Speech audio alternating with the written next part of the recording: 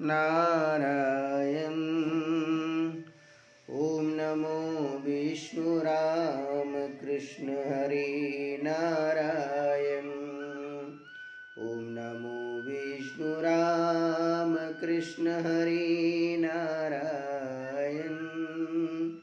ओम नमो विष्णु राम कृष्ण हरे नारायण। हमारा धर्म है कि हम भगवान के भक्तों का चरित्र पढ़ें, भगवान के भक्तों का गुणगान करें और उनके अध्यात्म ज्ञान को अपने जीवन में उतारें। उससे हमारी आत्मा को आनंद प्राप्त होता है। जैसे ब्रह्मा जी हैं, ब्रह्मा जी की स्तुति है बालकांड में रामचरितमानस के दोहा नंबर 185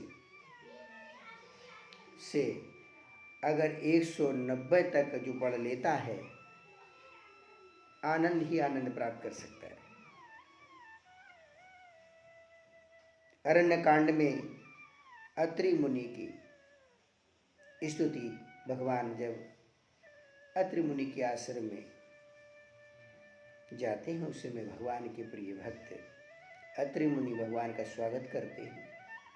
वो स्तुति पढ़ करके अपनी आत्मा को आनंद हम प्राप्त कर सकते हैं। इसलिए हम एक कथा करते हैं, श्री हरि भक्त चरित कथा, क्योंकि हरि के भक्त हुए प्रहलाद, ध्रुव, नरसिंह, केवल, निषाद, सुग्रीव, विभीषण, इन भक्तों के बारे में हम जानकारी शास्त्रों से ले सकते हैं। आप देख लीजिए, आज भटकी आत्मा की तरह सब लोग भटकते हैं, लेकिन जितने भक्त हुए ध्रुव, प्रहलाद, नरसिंह, सुदामा, केवट, सुग्रीव, विभीषण, इन सभी के पास भगवान स्वयं आए, उन्होंने पुकारा तो भगवान उनके पास ले गए। भगवान को ढूंढने की आवश्यकता नहीं है, भगवान को अपने हृदय में देखने की आवश्यकता है।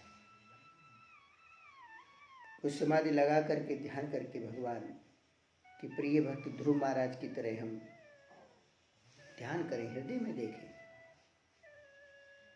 जैसे संत रविदास ने देखा। जितने भी भक्त महान हुए उन्होंने भगवान को ढूंढा नहीं, भगवान को प्रेम करके बुला लिया।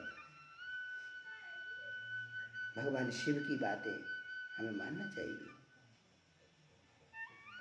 जैसे उत्तरकांड में दोहा नंबर 12, 13 शिव जी की स्तुति, देवताओं की स्तुति, जो देवताओं ने किया वही हमें करना चाहिए।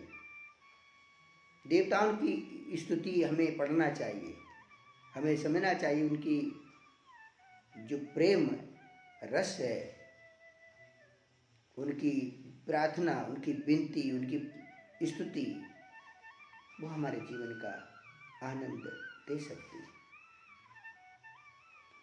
और जीवन में प्रेम से बढ़कर क्या है? धन, दौलत, काया, माया, जितना संसार का मटेरियल वर्ल्ड है, भौतिक वस्तुएं हैं, ये सभी छूट जाती, लेकिन प्रेम दिव्य जो होता है भगवान के प्रति, वो प्रेम का गया। आज प्रेम को प्यार शब्द दे दिया, इसलिए वो पाप का भागी हो रहा है। सब प्यार पाप से तरह हो रहा है, पाप बढ़ रहा है, प्रेम नहीं हो रहा है। शास्त्रों में प्यार शब्द नहीं है, प्रेम शब्द है। प्रेम करना चाहिए, भगवान से प्रेम करना चाहिए।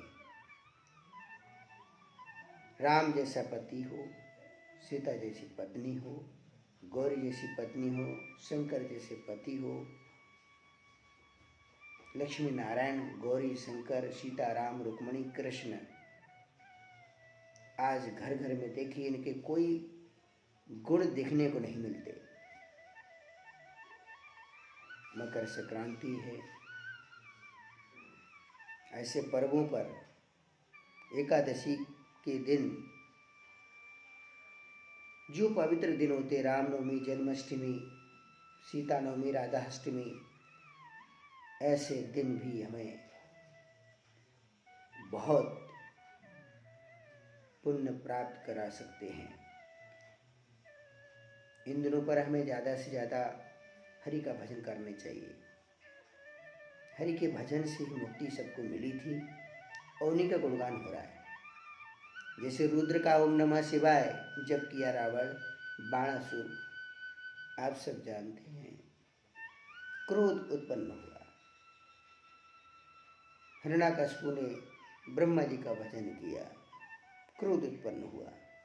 लेकिन श्री हरि का प्रेम करने वाले भक्त ध्रुव, प्रहलाद, नरसिंह, केवल, निषाद, सुग्रीव, विभीषण, एक भी भक्त का नाम बताइए जिसने क्रोध किया है, समझाया है, शांति। आपको सभी भक्त मिलेंगे। देवी देवताओं की भक्ति करने से तामस और रजोगुण प्रकट होता है। देवी देवताओं की स्तुति पढ़ने से प्रेम प्रकट होता है। जैसे आप शिव जी की स्तुति पढ़िए, जय राम रमा रमनम शमनम भवताप भयाकुल पाहि जनम, आपको प्रेम प्रकट हो जाएगा। ब्रह्मा जी की स्तुति है, इससे भी देवी देवताओं की स्तुति को पढ़ने से प्रेम प्रकट होता है प्रभु के प्रति। और ये प्रेम जगत के प्रेम से बहुत अंतर है। जगत का जितना भी ये प्यार शब्द जो कहते हैं ना, ये सब बंधन है। और प्रभु से प्रेम का ये पाप का खंडन है।